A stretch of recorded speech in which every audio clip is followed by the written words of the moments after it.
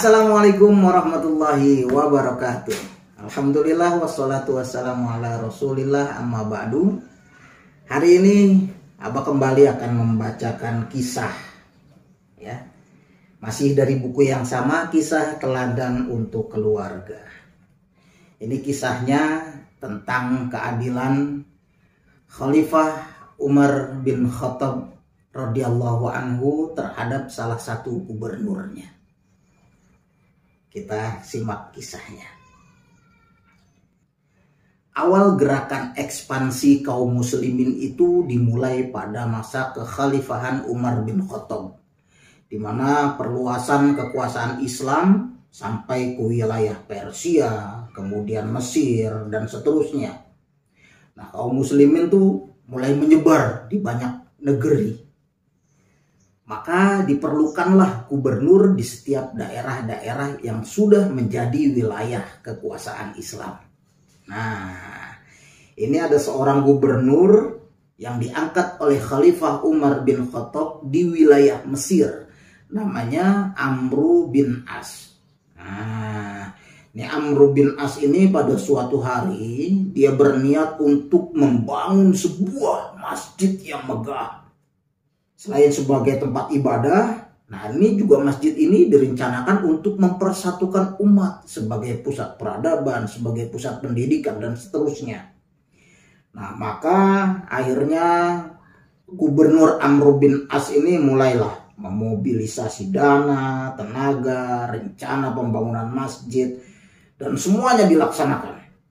Dukungan penuh dari kaum muslimin pun luar biasa. Nah, di masjid yang mau dibangun ini ada sebuah rumah kecil, katakan saja gubuk reot, milik seorang kakek tua Yahudi. Gubernur Amru bin As merasa ini hanya gubuk reot saja, maka aku gusur saja, ganti dengan rumah yang lebih mewah. Tentu saja si Yahudi ini pasti akan menerimanya. Tapi ternyata tidak demikian. Nah, si Yahudi ini merasa sakit hati sama Gubernur Amru bin As. Aku tidak rela dengan itu, Gubernur. Rumah itu bukan sekedar reot kecil, tapi dia menyimpan banyak kenangan indah bersama istriku dulu. Aku harus menuntut keadilan ini. Aku harus menemui Khalifah Umar bin Khattab. Maka dengan rasa kesal dan marah, si kakek Yahudi ini pun menuju ke Madinah, mendatangi Khalifah Umar bin Khattab. Meskipun perjalanan jauh, dia tetap mau menempuhnya itu. Berjalan ke Madinah untuk menemui Umar bin Khattab yang saat itu menjadi khalifah. Setelah bersusah payah beberapa minggu perjalanan, sampai jugalah si kakek ini ke tempat Umar bin Khattab. Dia bertemu dengan Khalifah Umar bin Khattab, kemudian menceritakan semua keluh kesahnya. Wahai Khalifah, gubernurmu itu tidak adil. Dia menggusur rumahku dengan semena-mena begitu saja. Bla bla bla bla bla bla bla bla. Menuntut keadilan. Itu intinya. Maka Umar bin Khattab pun berkata kepada si kakek, "Wahai kakek, aku memahami apa yang kau rasakan." Kemudian Khalifah Umar bin Khattab mengambil sepotong tulang kambing. Lalu digoresnya tulang kambing tersebut dengan pedangnya yang tajam. Sing, set. Kakek, ini tulang yang bersih. Ibarat tulang belulang manusia, aku goreskan pedangku di sini. Maka serahkanlah tulang ini kepada gubernurmu itu. Si kakek kebingungan. Khalifah, ini Apa kau bercanda? Apakah kau akan juga menyertakan sepucuk surat untuk Gubernur Amr bin As? Tidak kakek, bawa saja tulang itu. Nanti dia akan mengerti. Ini cuma tulang aja ini. Nggak ada yang lainnya. Apa artinya ini tulang ini?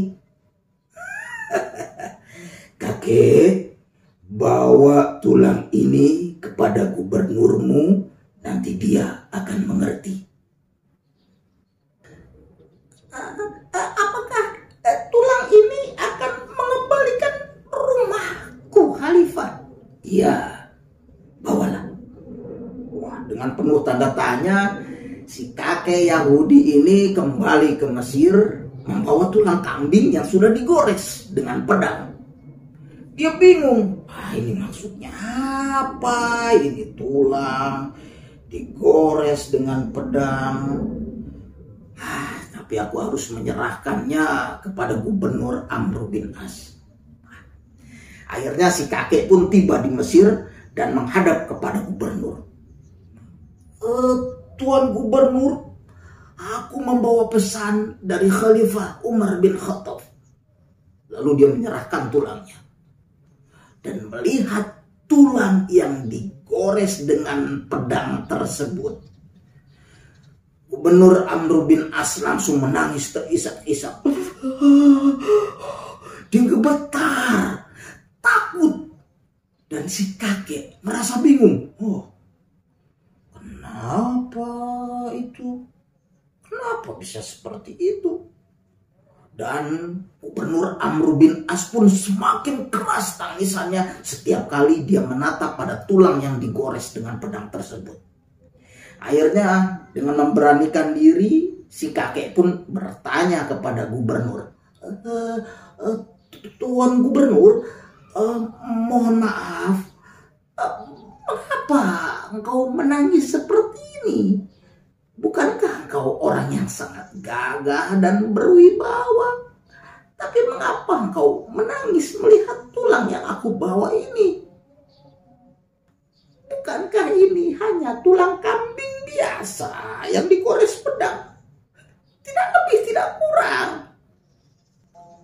Wahai kakek, apakah kau tidak memahami pesan dari khalifah ini?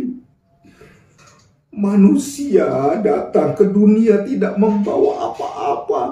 Kemudian mereka pun akan kembali menjadi tulang belulang putih seperti tulang ini. Tidak ada bekal yang dibawa ke hadapan pencipta kecuali amal soleh, amal yang lurus seperti lurusnya goresan pedang yang ada pada tulang ini. Dan sebagai gubernur, aku harus memulainya terlebih dahulu dari diriku. Maka kalau aku mengingkarinya, Khalifah Umar bin Khattab yang akan datang kepadaku dan meluruskanku dengan pedangnya. Wahai kakek, ternyata aku sebagai gubernur sudah tidak berlaku adil terhadapmu. Maafkan aku kakek, maafkan aku. Aku akan bertanggung jawab terhadap rumahmu yang penuh kenangan itu. Sungguh, aku sangat beruntung karena Khalifah Umar bin Khattab telah mengingatkanku dengan tulang digores pedang yang kau bawa ini, wahai kakek. Nah, si kakek Yahudi ini sangat terkejut. Dia tidak menyangka dengan kelembutan hati daripada sang gubernur. Padahal dalam hatinya dia berkata, sudah sepantasnya bahwa gubuk reotku ini dipindahkan dan digantikan dengan rumah yang lebih baik. Dan akhirnya dia pun berkata kepada gubernur, wahai Tuan Gubernur,